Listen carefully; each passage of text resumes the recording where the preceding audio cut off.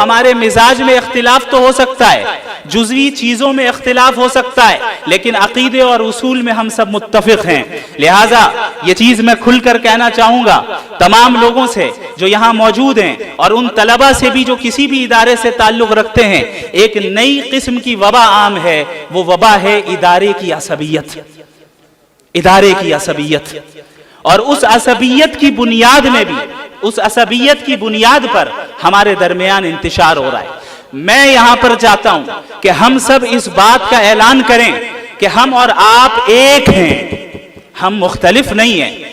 ہم یہ نہ دیکھیں کون ندوی ہے، کون قاسمی ہے، کون مظاہری ہے، بلکہ اس بات کا اعلان کریں کہ ہم ندوی قاسمی عصبیت کی دیوار کو آج ہی منہدم کرتے ہیں۔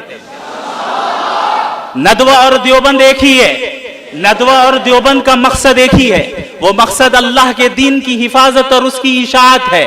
طریقہ کار میں اختلاف ہو سکتا ہے، جزئیات میں اختلاف ہو سکتا ہے، اور یہ اس امت کی خوبی ہے، اسے تسلیم کرنا ہے۔